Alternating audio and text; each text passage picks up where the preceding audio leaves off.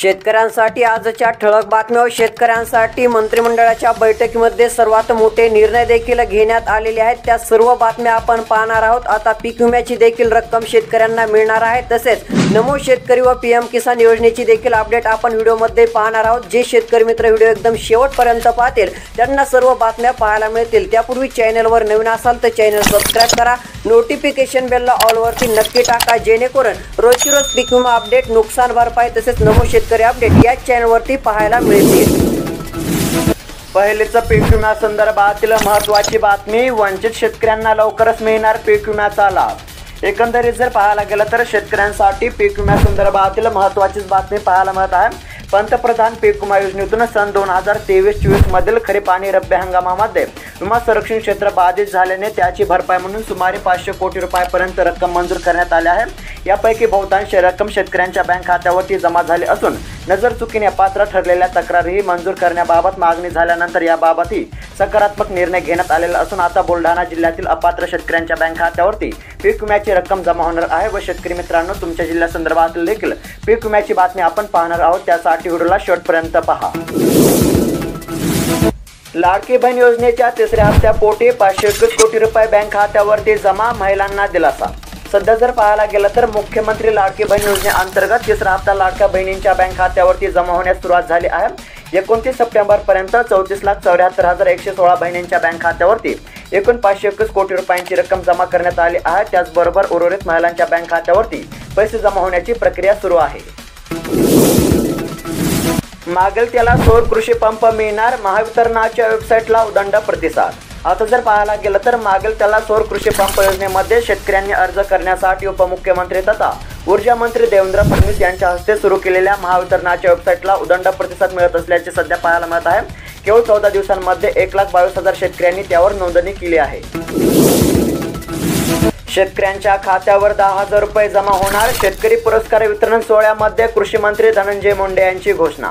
आता जर पाहायला गेलं तर राज्यातील शेतकऱ्यांसाठी दिलासा देणारीच बातमी पाहायला मिळत आहे। राज्यातील कापूस आणि सोयाबीन उत्पादक शेतकऱ्यांसाठी एक खुशखबर आहे। कृषी मंत्री धनंजय मुंडे यांनी या संदर्भामध्ये मोठी घोषणा केली आहे। यामध्ये खरीप हंगाम 2023 मधील कापूस आणि सोयाबीन उत्पादक 65 लाख शेतकऱ्यांना 2,500 कोटी रुपयांचे अर्थसहाय्य आता वितरित होणार आहे। विशेष म्हणजे ही रक्कम शेतकऱ्यांच्या बँक खात्यावरती आता जमा होण्यास सुरुवात झाली आहे। नांदेडमधील नुकसानग्रस्त शेतकऱ्यांना मदत मिळणार, मंत्री अनिल पाटील यांचे आश्वासन। सध्या जर पाहायला गेलं तर मी प्रत्यक्ष पाहणी केली असता नांदेड जिल्ह्यामध्ये शेतकऱ्यांच्या अतिवृष्टीमुळे प्रचंड नुकसान झाले आहे। स्वतः शेतकरी पुत्र असल्यामुळे शेतकऱ्यांच्या नुकसानीची जाणीव असून सर्व शेतकऱ्यांना मोठ्या प्रमाणामध्ये शासकीय मदत मिळेल असे आश्वासन राज्याचे मदत व पुनर्वसन मंत्री अनिल पाटील यांनी दिले आहे। त्यानुसार आता शेतकऱ्यांना लवकरच दिलासा मिळणार आहे। व शेतकरी मित्रांनो, तुमच्या जिल्ह्यासंदर्भातील देखील पीक विम्याची आणि नुकसान भरपाईची बातमी आपण पाहणार आहोत, त्यासाठी व्हिडिओला शेवटपर्यंत पहा। पीक विम्यासंदर्भातील महत्त्वाची बातमी, रब्बी हंगामाचा पीक विमा लवकरच होणार, शेतकऱ्यांच्या बँक खात्यावरती जमा। एकंदरीत जर पाहायला गेलं तर आता बुलढाणा जिल्ह्यातील शेतकऱ्यांसाठी दिलासा देणारी बातमी पाहायला मिळत आहे। बुलढाणा जिल्ह्यामध्ये पंतप्रधान पीक विमा योजना राबवली जात असून रब्बी 2023-24 या हंगामासाठी 1,35,551 शेतकऱ्यांना 245 कोटी 41 लाख रुपयांची भरपाई मंजूर झाली आहे। त्यानुसार आता बुलढाणा जिल्ह्यातील शेतकऱ्यांच्या बँक खात्यावरती हा निधी जमा होणार आहे। व शेतकरी मित्रांनो, तुमच्या जिल्ह्यासंदर्भातील पीक विम्याची बातमी आली की ती तात्काळ तुम्हाला कळवण्यात येईल। त्यासाठी तुमचा जिल्हा कोणता आहे कमेंट करून नक्की कळवा आणि व्हिडिओला शेवटपर्यंत पहा। मागेल त्याला सौर कृषी पंपासाठी जालन्यातून 53,000 अर्ज। सध्या जर पाहायला गेलं तर मागेल त्याला सौर कृषी पंप योजनेमध्ये शेतकऱ्यांनी अर्ज करण्यासाठी महावितरणाच्या वेबसाईटला उदंड प्रतिसाद मिळत असल्याचे सध्या पाहायला मिळत आहे। त्यानुसार जालन्यातून 53,000 शेतकऱ्यांनी यासाठी अर्ज केला आहे। सूक्ष्म सिंचनाच्या 200 कोटी रुपयांचे अनुदान वितरणाला मान्यता, शेतकऱ्यांना दिलासा। आता जर पाहायला गेलं तर राज्य सरकारनं सूक्ष्म सिंचन 200 कोटी रुपयांचे अनुदान वितरित करण्यासाठी मंजुरी दिली आहे। त्याबाबतचा शासन निर्णय देखील राज्य सरकारने प्रसिद्ध केला असून आता 200 कोटी रुपयांचा निधी हा पात्र शेतकऱ्यांच्या बँक खात्यावरती जमा होणार आहे।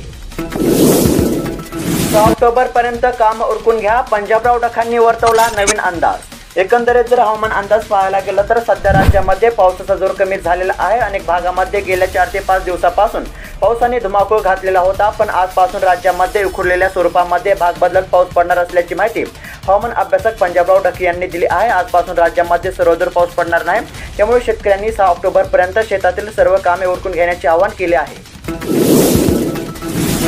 पीक विम्यासंदर्भातील शेतकऱ्यांसाठी दिलासा देणारी बातमी, शेतकऱ्यांना दिलासा, फळ पीक विमा भरपाईचा मार्ग मोकळा। सध्या जर पाहायला गेला तर फळ पिकांना नैसर्गिक आपत्ती विमा संरक्षण देण्यासाठी राबवण्यात येणाऱ्या पुनर्रचित हवामानावर आधारित फळ पीक विमा योजनेचे राज्य हिश्शाचे 344 कोटी रुपये 3 विमा कंपन्यांना देण्याचा निर्णय राज्य सरकारने घेतलेला आहे। त्यानुसार हा निधी आता शेतकऱ्यांच्या बँक खात्यावरती जमा होणार आहे। कापूस सोयाबीन पीक पडले काळे, शेतकरी हवालदिल, सततच्या पावसाचा परिणाम, नुकसानीचे पंचनामे करण्याची मागणी। सध्या जर पाहायला गेलं तर सोयाबीनचे पीक काढणीस तयार असताना मागील 4 दिवसांमध्ये अनेक ठिकाणी सतत पडत असलेल्या पावसाने शेतकऱ्यांच्या चिंतेमध्ये वाढ केली आहे।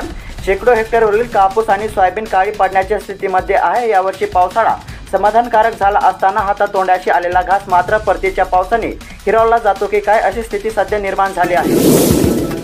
सातबाऱ्याच्या नोंदणीवरूनही मिळणार कापूस आणि सोयाबीनचे अनुदान, शेतकऱ्यांना दिलासा। सध्या जर पाहायला गेलं तर राज्यातील कापूस आणि सोयाबीन उत्पादक शेतकऱ्यांच्या बँक खात्यावरती अनुदानाची रक्कम जमा होण्यास सुरुवात झाली आहे। कापूस आणि सोयाबीन पिकांच्या अर्थसहाय्याच्या लाभासाठी आता ई-पीक पाहणी पोर्टलवर नोंदणी न केलेल्या शेतकऱ्यांनाही याचा फायदा होणार आहे। आता 7/12 उतार्यावर कापूस सोयाबीन नोंद असेल तरी शेतकऱ्यांना अनुदान देण्याचा निर्णय राज्य सरकारने घेतलेला आहे, त्यामुळे आता शेतकऱ्यांना याचा लाभ होणार आहे।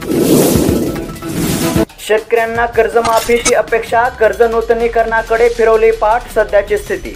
सध्या जर पाहायला गेलं तर आगामी विधानसभा निवडणुकीनंतर कर्जमाफी मिळेल अशी अपेक्षा शेतकरी व्यक्त करीत आहेत। त्यामुळेच अनेकांनी पीक कर्ज नूतनीकरण याकडे पाठ फिरवले असल्याचे सध्या दिसून येत आहे। मात्र शेतकऱ्यांनी यापूर्वीचे कर्ज भरले नसल्यानेच कर्ज वाटपाचा टक्का वाढला नसल्याची सध्याची स्थिती आहे। सोयाबीन पिकाची सोंगणी सुरू, एकरी उत्पादनाकडे शेतकऱ्यांचे लागले लक्ष, मात्र शेती कामांमध्ये पावसाचा व्यत्यय। सध्या जर पाहायला गेलं तर अनेक ठिकाणी सोयाबीन सोंगणीला सुरुवात झाली आहे, त्यामुळे यंदा एकरी उतारा किती येतो याकडे शेतकऱ्यांचे लक्ष लागले आहे। त्यामध्ये 2 दिवसांपासून अनेक ठिकाणी पाऊस सुरू असल्याने कापणीच्या कामामध्ये व्यत्यय येत असल्याचे सध्या पाहायला मिळत आहे। पीक विम्यासंदर्भातील अतिशय महत्त्वाची बातमी, पीक विम्यासाठी 1970 कोटी रुपयांचा निधी मंजूर, शेतकऱ्यांना दिलासा। एकंदरीत जर पाहायला गेलं तर राज्यामध्ये गतवर्षीचा खरीप हंगाम 2023 मधील नाशिक, अहिल्यादेवीनगर, सोलापूर, सातारा त्याचबरोबर चंद्रपूर व जळगाव जिल्ह्यातील शेतकऱ्यांच्या झालेल्या पिकांच्या नुकसानीपोटी प्रलंबित पीक विम्याची रक्कम देण्यासाठी राज्य सरकारने 1970 कोटी रुपयांचा निधी मंजूर केला आहे। त्यानुसार आता नाशिक, अहिल्यादेवीनगर, सोलापूर, सातारा, चंद्रपूर आणि जळगाव जिल्ह्यातील शेतकऱ्यांच्या बँक खात्यावरती हा पीक विमा जमा होणार आहे। हमी भावाने 13 लाख टन सोयाबीनची होणार खरेदी। एकंदरीत जर पाहायला गेलं तर सोयाबीनची हमी भावाने खरेदीची प्रक्रिया सुरू करण्यात आलेली असून आता राज्यामध्ये 13,08,000 टन सोयाबीनची हमी भावाने खरेदी करण्याला केंद्राने परवानगी दिली आहे। कापूस सोयाबीन उत्पादकांना 2,398 कोटी रुपयांचे अनुदान वाटप। सध्या जर पाहायला गेलं तर राज्यातील कापूस आणि सोयाबीन उत्पादक शेतकऱ्यांच्या बँक खात्यावरती अनुदानाची रक्कम जमा होण्यास सुरुवात झालेली आहे। त्यानुसार आतापर्यंत शेतकऱ्यांच्या बँक खात्यावरती 2,398 कोटींचे अनुदान जमा झाले आहे। तर शेतकरी मित्रांनो, अशाच महत्त्वपूर्ण बातम्या दररोज जाणून घेण्यासाठी आताच खाली दिलेल्या सबस्क्राईब बटनला क्लिक करून या चॅनलला नक्की सबस्क्राईब करा। भेटूयात पुढील व्हिडिओमध्ये। धन्यवाद।